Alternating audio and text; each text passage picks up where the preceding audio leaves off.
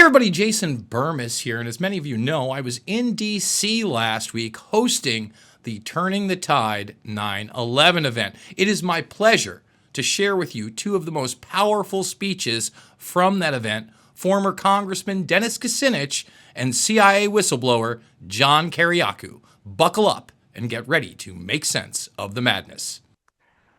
Because this is the first time since 9/11 that I've actually kind of created a synthesis that I wanted to share with what I think is a group that's emerging as one of the most formidable groups for truth in this country. But I just have something that I want to share with you before I begin. And that's about what happened yesterday in Utah with Charlie Kirk.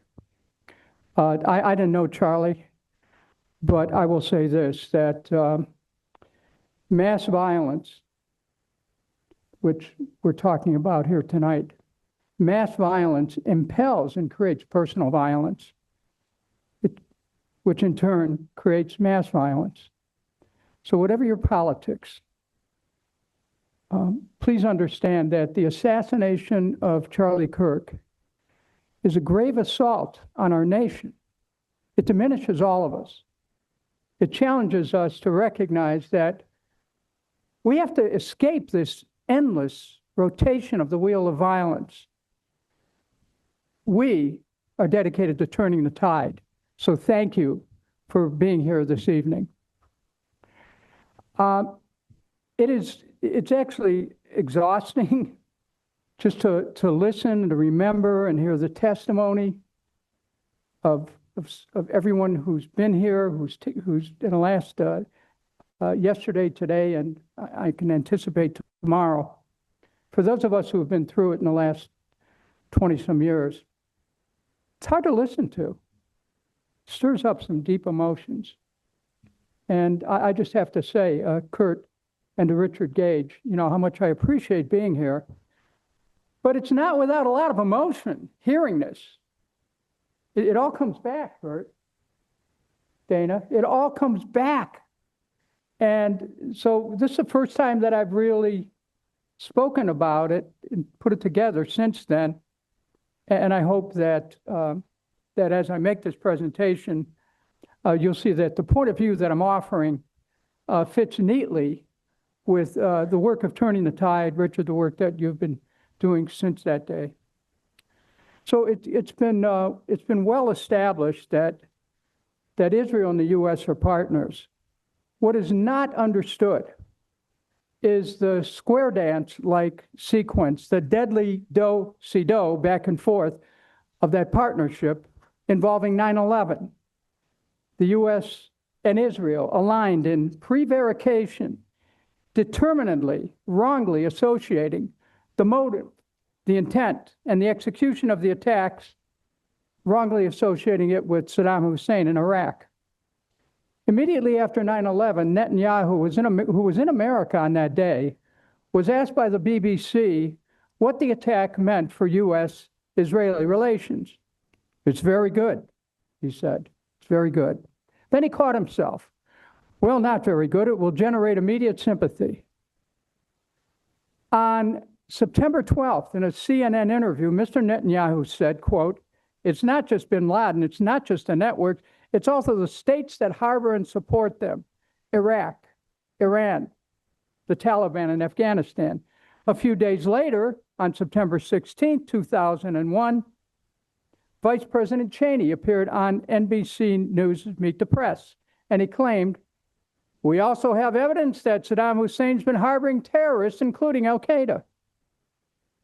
On the first anniversary of 9/11, on the evening of September 11, 2002, President Bush, with New York's Ellis Island as a backdrop, gave a speech which set the stage for conflating Iraq with 9/11. The next day, September 12, 2002, in Washington, D.C., Benjamin Netanyahu appeared before the Congressional Committee, of which I was a member, and with the unmistakable intent of influencing Congress to vote to go to war against Iraq because of 9/11, he said, "Do you believe that action can be taken against Saddam only after he builds nuclear bombs and using them? And do various critics, especially overseas, believe a clear connection between Saddam and 9/11 must be established before we have a right to prevent the next 9/11? He was making the connection. False between Iraq and 9/11. He said, he continued, the most compelling case for preemption against Saddam's regime, I believe, was not the president's powerful words, but the savage action of the terrorists themselves on September 11th. He went on to say, there's no question whatsoever that Saddam is seeking, is working, is advancing towards the development of nuclear weapons. No question whatsoever. If you take out Saddam, I guarantee you, he told Congress, I guarantee it, that will have enormous positive reverberations on the region. After 9/11, the United States must act preemptively against terrorist regimes, said Netanyahu. Now, in this congressional hearing, I had a chance to ask Mr. Netanyahu some questions. And one question I asked was this, Mr. Netanyahu, what other countries would you have us bomb? He answered, Iran, Libya. A few weeks later, on October 2nd, 2002, as the leader of the effort against the war, I began personally distributing on the floor of the House of Representatives a detailed memo. I put it in the hands of hundreds of members.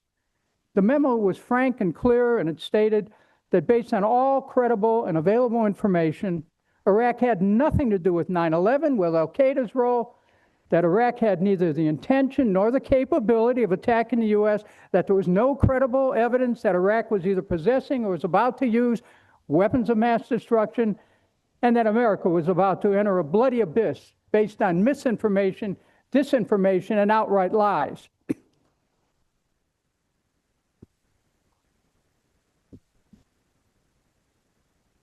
On October 7, 2002, President Bush spoke in Cincinnati proclaiming, we've learned that Iraq has trained al-Qaeda members in bomb making and poisons and deadly gases. On October 10, 2002, the House of Representatives, swept up in an endless stream of government chest-thumping, patriotic retribution, parroting media war talk, voted 296 to 133 to wage war against Iraq. The Senate followed the next day. On January 28, 2003, at his State of the Union address, President Bush told Congress, evidence from intelligence sources indicates Saddam Hussein had links to terrorist organizations, including al-Qaeda. On February 5, 2003, General Colin Powell, the U.S. Secretary of State, in an appearance before the United Nations Security Council, we all remember it, he asserted, Iraq today harbors a deadly terrorist network headed by Abu Mossad al-Zarqawi, an associate and collaborator of Osama bin Laden and his al-Qaeda lieutenants. On February 18, 2003, in a Wall Street Journal op-ed, Benjamin Netanyahu said, if we do not prevent the marriage of militant Islam with weapons of mass destruction, 9/11 will be a mere prelude.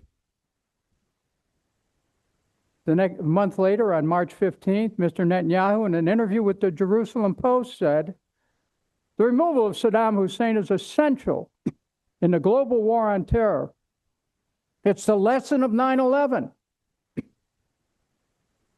On March 16, 2003, Vice President Cheney said on Meet the Press, we believe Iraq has had a relationship with al-Qaeda that's gone on for a number of years. On March 18th, a few days later, President Bush provided a presidential determination, which is a legal justification for attacking Iraq, in a letter to Congress. I've determined that Iraq's continuing threat and links to terrorist organizations, including al-Qaeda, require action, the letter said. And then on March 19th to 20th, 2003, the U.S. instituted a so-called shock and awe, a massive military attack on Iraq. On March 21st, 2003, the President formally notified Congress under the War Powers Resolution that combat operations had begun. He said, "I've also determined that the use of armed force against Iraq is consistent with actions against international terrorists and terrorist organizations, including those who aided in the terrorist attacks that occurred on September 11th, 2001. They kept going, conflating Iraq with 9/11. Now, Benjamin Netanyahu, the once and future leader of Israel, and President George Bush, each conflated Iraq with 9/11 synchronously at key moments, each with the same purpose: a deadly orchestration towards a premeditated war against Iraq, which 9/11 was used to falsely justify. We know now that Iraq had nothing to do with 9/11, but at least 1 million innocent Iraqis died because of that war. 5,000 of our brave servicemen and women lost their lives in that war. Our economy suffered greatly, at least $5 trillion in cost. Our national honor was tarnished. And as Colonel Schaefer mentioned a moment ago, no one has ever been held to account.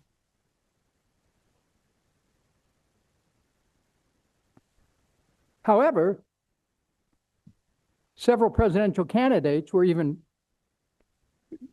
based upon proudly voting for the war with Iraq, against Iraq. So the United States was misled into a war based on lies about 9/11. And despite, or Richard, perhaps because of the report of the 9/11 Commission, many questions remain unanswered.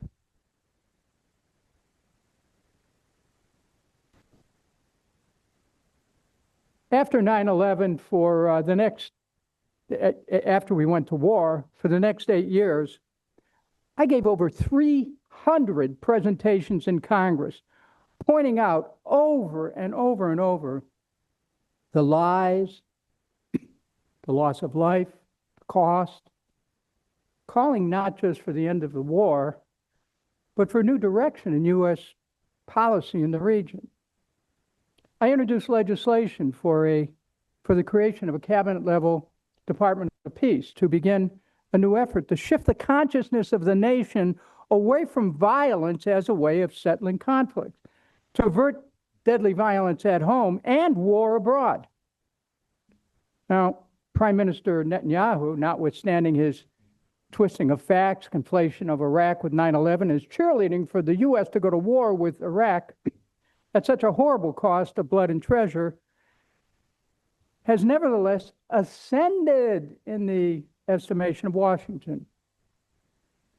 Bereft of any credibility on what constitutes U.S. national security, in the ensuing years, the Israeli Prime Minister has been successful in gaining U.S. weapons to bomb Lebanon, Syria, Yemen, Gaza, the West Bank, and most recently, Qatar. The U.S. pursued Israel's interest in bombing Libya, murdering Gaddafi, and then murdering Iran's General Soleimani. Now, Netanyahu gave a speech to Congress last year during which he received an astonishing 55 standing ovations, as he called for America to stand together, this time against Iran. When we stand together, we win and they lose, he said, urging a U.S. attack on Iran, which occurred less than a year later, with the U.S. bombing 3 of Iran's nuclear sites.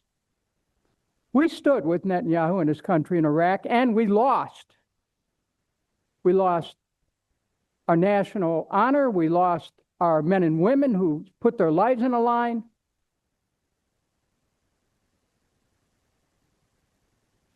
A second attack on Iraq looms, which could well precipitate World War III. When we stand together in illegal aggression, we all lose. Now, Israel has often complained that it has no one to negotiate with to bring an end to conflicts or fend off future wars. They make sure of it. For those interested in peaceful negotiations, meetings arranged by the U.S. supposedly to reach an agreement with Iran or with Hamas and Qatar end up being traps, opportunities for Israel to kill the negotiators. Venezuela recently was more likely the target of an attack on its boat in international waters, killing 11 people, not because of a new U.S. interest in anti-illegal drug efforts, but most likely because Venezuela does not support the genocide happening in Gaza under the Netanyahu government. It's noteworthy that the U.S. imposed sanctions on the International Criminal Court and Francesca Albanese, Special UN Rapporteur on the rights of the Palestinian territory, just for calling out Israel on its inhumanity. America has forgotten the lessons of 9/11 as to who we can and can't trust with respect to international policy, and it is affecting us here at home. Domestically, our constitutionally guaranteed rights under the First Amendment, freedom of speech, under attack. Academia has been published for dissent about genocide, universities dealt heavy fines, students expelled, all in the name of enforcing a narrowly redefined anti-Semitism as a way to deflect protests against the Israeli government's policies of theft of Palestinian land, ethnic cleansing, starvation, genocide, all with the tacit approval and funding of the United States of America, and it's wrong.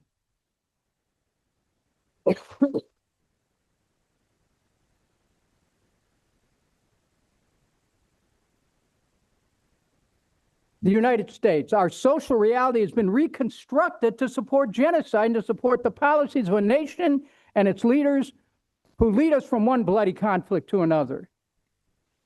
The U.S. may protect Israel with its veto in the Security Council, but it cannot protect it from the hundreds of millions of people worldwide who are not misled, who know wrong when they see it, and condemn murder for what it is.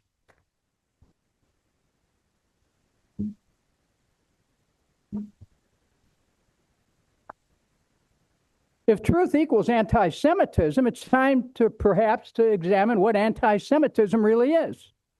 The facts are that countless Gazans have died. Gazans are being starved. The reality is that a large-scale program of ethnic cleansing is ongoing. If we allow this bleak reality to be dismissed as merely politically motivated anti-Semitism, we allow that to happen, we're all being reduced to moral ignorance. Now, 6 million Jews perished in the Holocaust. Never again means never again. It means it for Jews, it means it for Gazans, it means it for people everywhere.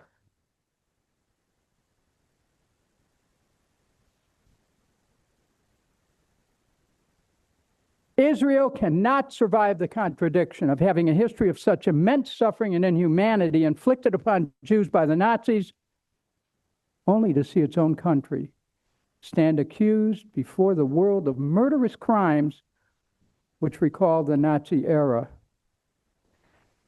We are all warned in the book of Matthew, quote, "Every kingdom divided against itself is brought to desolation, and every city or house divided against itself will not stand." We should all want all the hostages brought home. We should mourn the deaths of every innocent Israeli. If we mourned the deaths of every innocent Palestinian in Gaza, we might well drown in our own tears. The death of truth, however, is beyond mourning. It is the final knell for the American Republic. And that is why, Richard, what you're doing and what Turn the Tide is about is a chance to help protect and save our country. Thank you. Thank you. Thank you.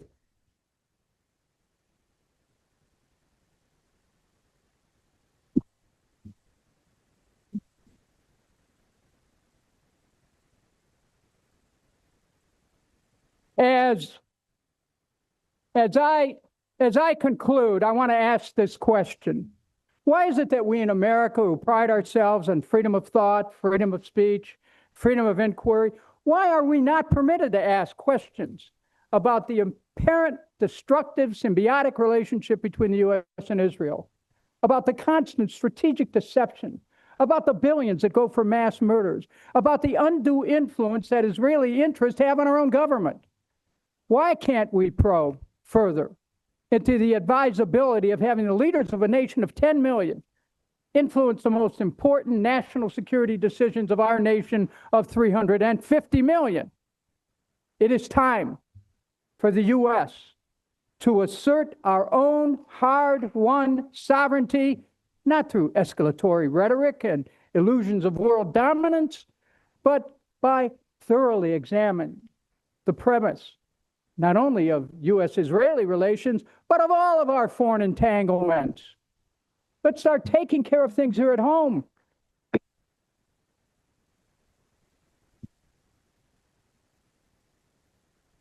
I do not believe that the people of the United States support stealing people's homes. I do not believe that today's Americans support the theft of people's lands. I do not believe Americans want to starve people or want to murder children or want to see their tax dollars support genocide. We do have serious political differences in America, which outside elements exploit. We know that. The polarization and the partisanship which is evident, cause us to lose sight of what unites us. At such a time, we must remember things that help hold us together. What binds us together as American people is a sense of common decency, a desire to do the right thing, a desire to see our families flourish and our communities thrive, a belief in goodness and God in our communities, and a hope for something that we used to call the American dream: a home, hearth, health, education, jobs, decent wages, retirement security. We cannot hope to attain this unless we're truly free and independent with no permanent friends or foes, just the permanent social and economic interests of the American people as our first commitment and as our highest fiduciary responsibility. As we strive, we must remember who misled us into war against Iraq over 9/11 and be thoroughly cautious. Thanks again, Richard, Kurt, and all of you here, to Turning the Tide, and those who know that we do not fear asking the deeper questions that followed the events of 9/11/2001, 24 years ago. Everything that we're told about 9/11, which was instrumental in leading us to attack Iraq, has been proven to be a lie. Accordingly, we have a clear right and an obligation to search for answers to the fundamental question about the planning of 9/11, its execution, the physical effects, the structural consequences when the planes hit the World Trade Center.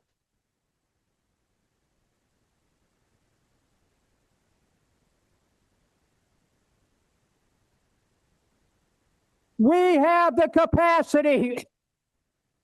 We have the capacity to learn the truth about 9/11, about the motivations, about whose interests were being served, about the phenomena like the collapse of Building 7 in New York City, about the lies that took us into war, about the lies that kept us in war, about the lies which even now build a war consciousness so ubiquitous that for the first time since the Civil War, an American city has been threatened by our own government with war. Serious, unanswered questions will not go away. The conspiracy, if there was one, was against the truth and against the American people. So let us continue with a limitless quest for answers. Fear not drawing conclusions that shake the foundations of this country, because truth is the path to national reconciliation. Truth is the path to bind up our wounds.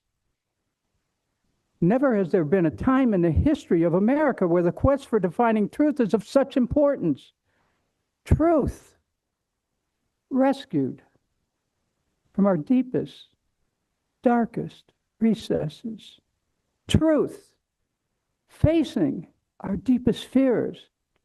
Truth, liberating a nation tired of being told lies by people in high places with low motives. The Bible says, you shall know the truth, and the truth shall set you free. So, my dear friends, let us fearlessly march through the fog of disinformation, misinformation, manufactured intelligence, and psyops. We move forward dauntlessly towards an uplit path.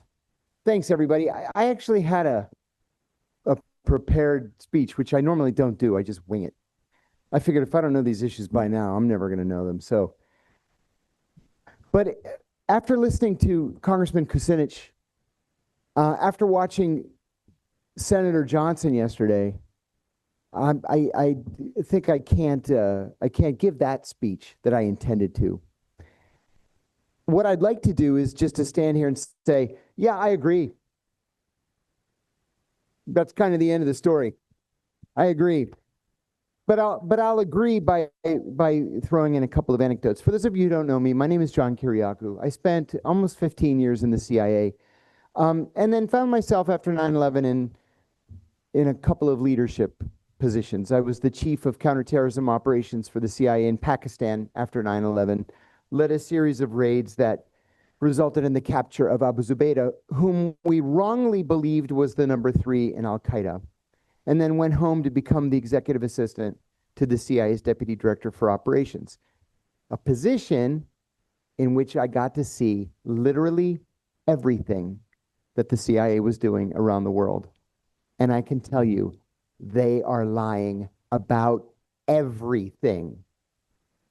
Everything. I mean, just on the surface of things, think about it. They told us there was no torture program. Of course there was a torture program. That was a lie. They told us that there was no archipelago of secret prisons around the world. That was a lie. They told us that there was no program of international renditions or extraordinary renditions where we were kidnapping people who had never been charged with a crime and then sending them to countries that they had no ties to so that they could be tortured. That was a lie.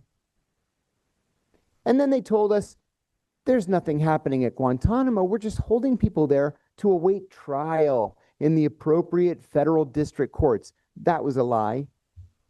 Literally everything they said was a lie. Now listen, I will admit to you, I was a true believer for a long time. Even though I was a third generation Democrat, liberal Democrat, we don't use the word liberal anymore, but progressive Democrat, 3 generations. We had a photograph of Franklin Roosevelt on our TV, which I still have. I can't abide by what the Democratic Party does any more than I can abide by what the Republican Party does, because they're all lying to us. I want to take you back to the months after the 9/11 attacks. We had captured Abu Zubaydah, and I was sitting at the foot of his bed. My orders were to not leave his bedside. I was tired, very tired. And so I was afraid I was going to fall asleep. So I tore up a sheet and I tied him to the bed. He was in a coma, but I don't know. I was thinking maybe the doctor's Al-Qaeda, maybe the nurse is Al-Qaeda. I'm going to fall asleep in the chair and they're going to make him escape. So I tied him up. And then I woke up and I noticed that one of the FBI guys that was in and out had left Abu Zubaydah's diary next to the bed. So when I woke up, I said, what's that? Oh, that's the diary. We confiscated it at the safe house, but it's in Arabic. He said, I can't read it. I said, pass it over here. I'll check it out. So I'm looking through the diary, and much of it was innocuous. The CIA and the FBI differ on this and have for 23 years, but much of it was doodles. He was a very talented artist. Some of it was poetry. He would write letters. He was 27 at the time. He would write letters to his 14-year-old self saying, treat our parents with respect. Don't say terrible things to that girl down the block. You know, have respect for your brothers and sisters, that kind of thing. But then also in the diary were the personal cell phone numbers of 3 Saudi princes. And I'm looking at this like, what in the world? Are these cell phone numbers? So I called Islamabad and I said, listen, I'm sitting here in the hospital and I'm looking at this diary that we confiscated, and I think it's got the cell phone numbers of 3 Saudi princes. And the analyst that I called said, you've got to be kidding me. And I said, no. So I read him the names, and I violated all kinds of security issues. But anyway, I read him the names and the phone numbers over the phone. He cabled headquarters. They just said, thank you. Another couple of months pass. I go back to CIA headquarters. By then, this information had bubbled up to the director, George Tenet. This was one of only 2 times I ever saw George lose his temper. Prince Bandar bin Sultan Al Saud, who's the Saudi ambassador to the United States, and the son of then, what was he, the minister of whatever, Prince Sultan, defense, I think it was. George had called Prince Bandar into the office, and George said, we have this information that these 3 members of your family are in the personal diary of the number 3 man in Al-Qaeda. And he said, Bandar, I'm telling you because we're allies, we're going to start killing people, a lot of people. And some of them are going to be named Al-Saud. So Bandar left the meeting. And then over the next couple of weeks, 3 things happened. One of the princes had bariatric bypass surgery, and he died on the operating room table somehow. Another prince was killed in a 1-car accident on the Riyadh to Jeddah highway. And then the 3rd prince went camping in the desert like he used to do all the time and died of thirst. Of thirst. Well, Bandar didn't do us any favors by having his cousins killed. He set us back. But that was the plan. Because those 3 princes would have had to answer questions as to why in the world their personal cell phone numbers were in Abu Zubaydah's diary. And it wasn't just that. Why was Omar al-Bayoumi at President Bush's Crawford Ranch before 9/11 with Crown Prince Abdullah, and then he excuses himself from the meeting to go outside and call the hijackers? Why was that never investigated? It's because the CIA wouldn't let us investigate it. The CIA wouldn't let the 9/11 Commission investigate it. What kind of commission was the 9/11 Commission if it was not permitted to interview CIA officers?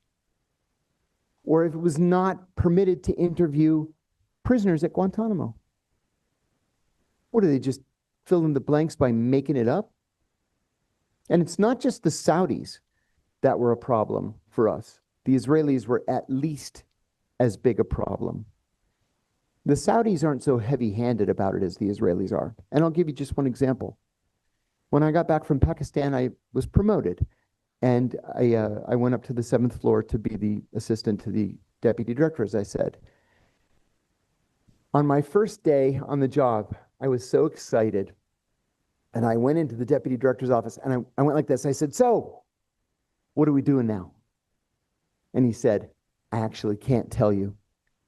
You have to go up to or down to the 6th floor and sign some secrecy agreements, and then we'll talk. I said, okay. They were waiting for me in security. They had 6 secrecy agreements lined up on the table. And I knew the security officer. I said, I need to sign these secrecy agreements. And so he had them all laid out. I signed each and every one. And the secrecy agreement is such that you promise to never, ever talk about this ever for the rest of your life. You take it to the grave unless it's declassified. And for the most part, it's been declassified. So I signed the 6 agreements and I said, so what's up? And he goes like this. Next year, we're going to invade Iraq. We're going to overthrow Saddam Hussein. And we're going to open the biggest Air Force base in the world so we can move all of our air assets out of Saudi Arabia and deprive Osama bin Laden of the ability to say that we are polluting the land of the 2 holy mosques. I was dumbstruck. I've just gotten back from Pakistan, where we've all dedicated our lives to finding Osama bin Laden. And all I could think to say was, we haven't caught bin Laden yet. What do you mean we're going to overthrow Saddam Hussein? And he said, stop. The decision's been made. We don't have a say. And the battle lines have been drawn. I said, what are the battle lines? He said, the pro-invasion forces are OVP, the Office of the Vice President, OSD, the Office of the Secretary of Defense, and the National Security Council. And he said, the anti-Iraq war factions, as crazy as this sounds, CIA, the Joint Chiefs of Staff, and the State Department. And I said, so what do we do? He said, we do as we're ordered to do. We're going to go to war with Iraq.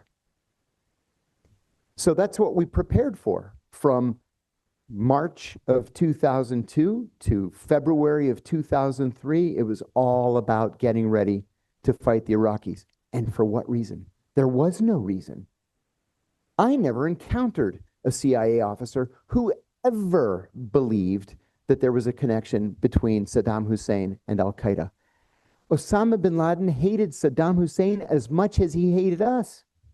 There was literally nothing Muslim about Saddam Hussein. There was a famous story that Saddam and his vice president, Izzat Ibrahim Aduri, went to Mecca to make the minor pilgrimage, the Umrah, in 1988 or 89.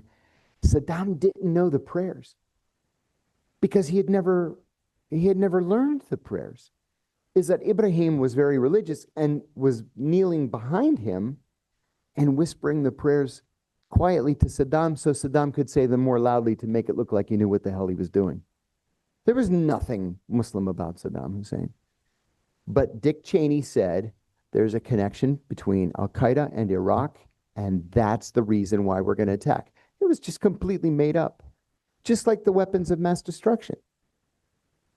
Saddam had 2 sons-in-law, Hussein Kamal al-Majid and Saddam Kamal al-Majid. They were brothers married to Saddam's 2 daughters, Rana and Rugged. Rugged and Rana. Rugged was the older one. They defected to Jordan. And they did it in the middle of the night because they were panicked that Saddam's eldest son, Uday, was going to kill them. So we put a team together. We flew out to Amman, where they had been given refuge. And we had this plan that we were going to go in and say, all right, tell us where the weapons of mass destruction are. Because we couldn't find them. We figured maybe these guys, are they're geniuses or something. They found this one patch of dirt that our overhead imagery can't find. And maybe, we just missed them or something, because none of us ever saw any weapons of mass destruction. So we go to the palace where King Hussein had them holed up. And when we walked in, even before my boss could say anything, Hussein Kamal said, all right, I need overhead imagery of Saddam's palaces. I need air cover. I need secure communications. I need weapons. And my boss said, oh, wait a minute. We didn't come here to make you president of Iraq. We came here for you to tell us where the weapons of mass destruction are. He said, there are no weapons of mass destruction. The truth is, we had so scared the shit out of them in 1989 that they destroyed all the weapons of mass destruction, and they buried the ruined missiles in the desert. There were no weapons of mass destruction. That's why the United Nations never found any. That's why we never found any. No country ever. Even the Israelis, they have weapons of mass destruction. Okay, show us where. We'll go get them. And then we'll punish them and bomb them or something. We're just supposed to take the Israelis' words for it. So there were none. in the end, we gave Hussein Kamel and Saddam Kamel nothing. They stayed in exile about 6 months, and then they sent word back to Iraq that they wanted to beg forgiveness and go back. They were met at the Iraqi-Jordanian border by Saddam's 2 sons, who executed both of them. So that was the end of it. They never even made a foot inside Iraq. Now, fast forward a little bit more to the week before we crossed the border into Iraq. I want to tell you 2 things about that.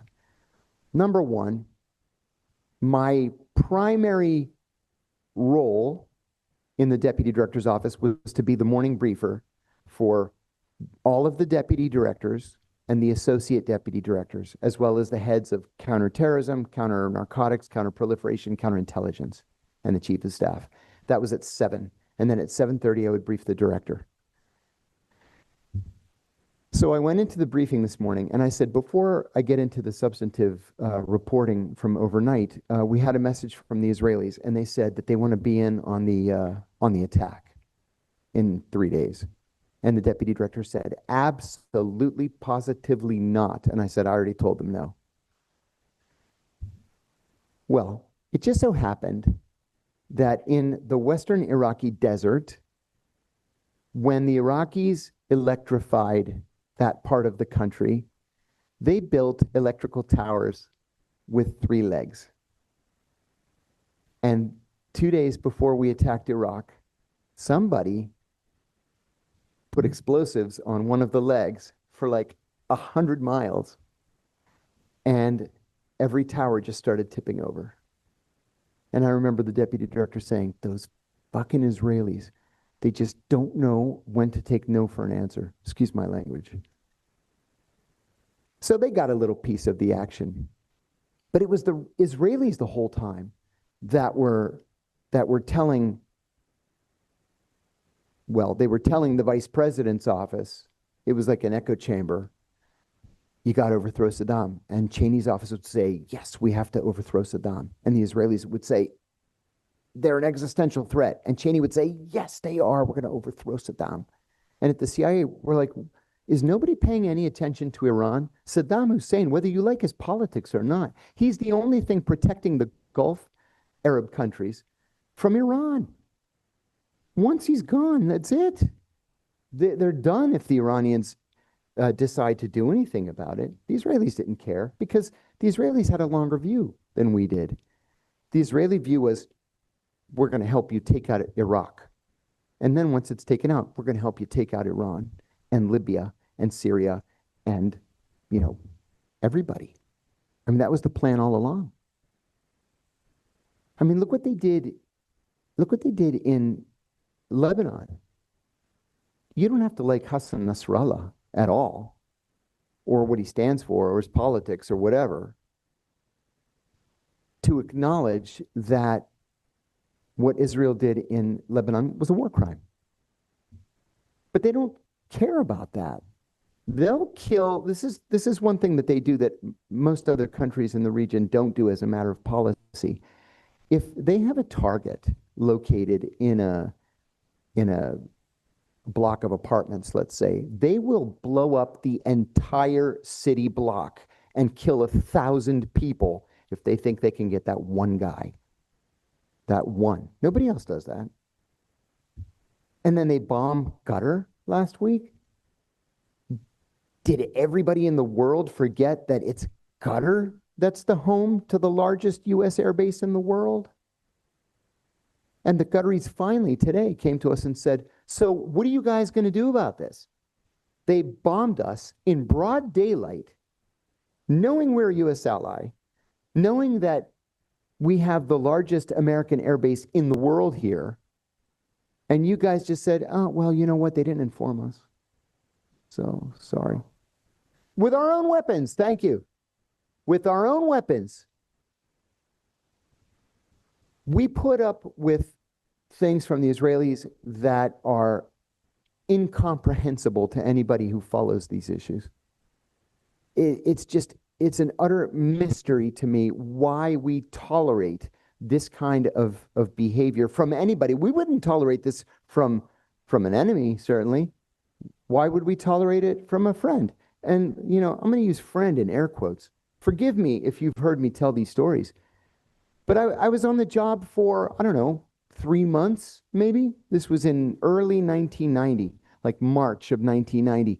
And I was instructed to attend my very first liaison briefing. This is the first briefing I ever did as a young 25-year-old, 24-year-old CIA officer.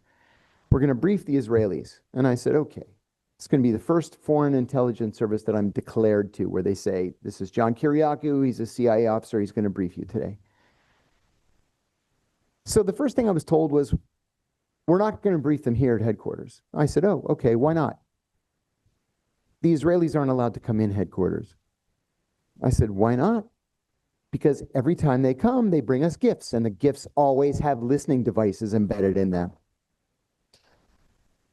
Every time. And they're packed with batteries. Like we have a seal of the CIA. We want to give it to you as a gift. Well, we have seals everywhere in every room. And this one's packed with batteries that'll last for 18 months. So no, we don't want your gift. Thank you. So we meet them in an off-campus place. We call it the Israel Safe House. Okay. So I'm the junior most analyst at this briefing, which meant that I went last. So everybody else went first. There were like 11 of us. The political analyst, the economic analyst, the military analyst, the oil analyst, the overhead imagery lady came over from the Navy Yard, and everybody did their thing. I was the Iraq leadership analyst, which meant what I did all day was to do psychological profiles of the Iraqi leadership. So it comes to me, and I was given the script to follow, and I said, hello, my name is John Kiriakou. I'm the Iraq analyst in the Office of Leadership Analysis. And there were 2 Israelis in the briefing, one Mossad and one Shin Bet. And the Shin Bet guy writes down my name, and he says, spell your name. So I spell it for him. And then he looks up at me over his glasses, and he says, you are Jewish? And I said, I am not recruitable. Don't even think that you can recruit me. I was so angry, I was shaking as I gave the briefing. And I said, now I have to go to security and report that I was pitched. And they laughed, and they said, they've done that to all of us. It's like they can't help themselves. I was furious. My boss, when I got back to the office, my boss said, how did it go? I said, I want to strangle that Shin Bet guy. And he said, I knew it. I knew he was going to pitch you. He pitches all of us. Well, the head of security at the CIA added a little something. In a briefing in which we were being warned about counterintelligence threats, we were told to never, ever, ever go to this steakhouse on Route 123 that is closest. It's the closest restaurant to the CIA. And the reason why we were not allowed to go there is because the Russians thought that that's like the only place we went. So anytime you go, it's all KGB agents sitting together waiting for the CIA people to go in, and they never went in. We would always go another mile down the road and go to other restaurants. So as part of that briefing, he said, it's not just the Russians we have to worry about. He said, Israel is ranked as critical threat, the highest threat level, critical threat for counterintelligence. He said, many of you have met the Mossad and Shin Bet representatives at the Israeli embassy here. And I had just met them. And he said, well, there are 189 undeclared Israeli spies fanned out all across the United States to steal our defense secrets. Now, why? We give them everything. So why would they be spying on us? Actually, because we don't give them everything. We give them only 99% of everything. And they want that last 1%. I'll give you an example. When we developed the F-35, we said to the Israelis, hey, we have this new thing, this new F-35. It's supposed to be our best plane. It's stealth, and it's a bomber, and it does all kinds of great tricks. They said, we want it. We said, yes, that's why we're offering it to you. We're going to give you the first F-35. We're going to call it the F-35I for Israel.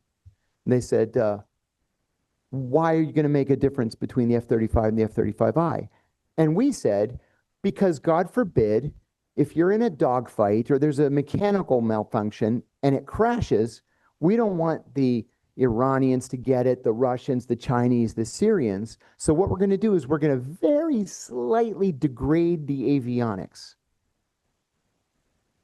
Well, they didn't like that one bit. And so they decided to steal the avionics.